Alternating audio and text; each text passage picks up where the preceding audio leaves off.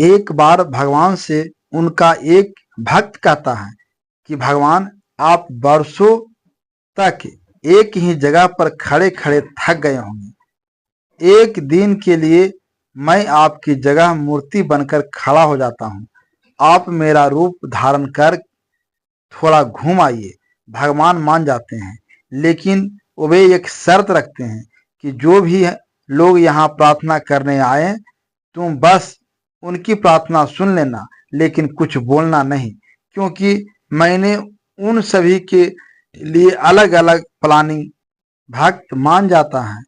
उसके बाद सबसे पहले मंदिर में एक व्यापारी आता है और कहता है कि भगवान, मैंने एक नई फैक्ट्री शुरू की है, उसे खूब सफल करना, मुझे माला माल कर देना प्रभु। और फिर वह व्यापारी माथा टेकता है, तभी उसका रुपये से भरा पर्स नीचे गिर जाता है, जिसे वह व्यापारी देख नहीं पाता है और वह बिना पर्स लिए ही प्रार्थना करके वहां से चला जाता है। भक्त जो भगवान की जगह पर खड़ा हुआ था, व्यापारी का गिरा हुआ पर्स देखकर बहुत बेचैन हो जाता है। वह सोचता है कि व्यापारी को रोककर उसे बता दे कि उसका पर्स गिर गया है, लेकिन भगवान की शर्त की वजह से वह कुछ कह नहीं पाता है। उसके बाद एक गरीब आदमी मंदिर में आता है और भगवान से विनती करते हुए कहता है कि घर में खाने को कुछ नहीं है, मेरे बच्चे भूखे हैं, भगवान मेरी मदद करो। तभी उसकी नजर वहीं गिरे हुए पर्स पर पड़ती है। वह भगवान का शुक्रिया अदा करता है और पर्स लेकर चला जाता है।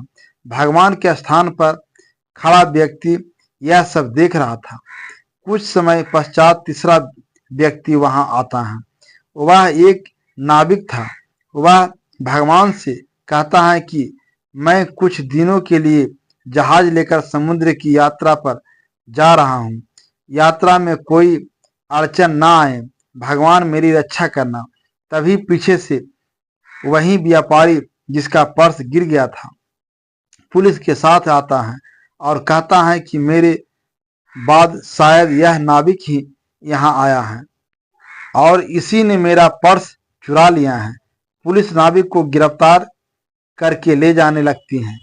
तभी अचानक वह भक्त बोल पड़ता है कि व्यापारी का पर्स इस नाविक ने नहीं, बल्कि इससे पहले आए एक गरीब व्यक्ति ने उठाया है, जो पीला रंग के कपड़े पहने हुए थे और अभी कुछ देर पहले ही बाहर गया है। अब पुलिस उस भक्त के कहने पर उस गरीब आदमी को पकड़कर जेल में बंद कर देती है। रात को जब भगवान वापस आते हैं तो भक्त खुशी खुशी पूर्वक हिस्सा भगवान को बताता है। भगवान नाराज होकर कहते हैं, बेवकूफ, तुमने किसी का काम बनाया नहीं बल्कि बिगाड़ दिया है। वह व्यापारी गलत धंधे करता है। अगर उसका पर्स गिर भी गया था तो उसे कुछ भी फर्क नहीं पड़ता, बल्कि उससे उसके पाप ही कम हो जाते, क्योंकि वह पर्स गरीब इंसान को मिला था। पर्स मिलने पर उसके बच्चों को भूखा नहीं रहना पड़ता। रही बात नाविक की, तो वह जिस यात्रा पर जा रहा था वहां तूफान आने वाला था।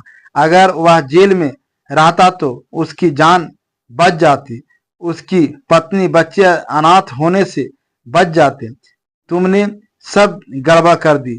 इस कहानी से हमें यही सीख मिलता है कि कभी हम सभी के जीवन में कोई भी समस्या आए तो बस यही मानकर खुश रहना है कि हो न हो, इसके पीछे भी भगवान की कोई योजना है, जिसके अच्छे परिणाम भविष्य में हमें देखने को मिलेंगे। इसलिए धैर्य रखना है, एक दिन सब संकट दूर अवश्य होंगे। दोस्तों, कहानी पसंद आई हो तो हमारे वीडियो को एक लाइक शेयर अवश्य करना। धन्यवाद।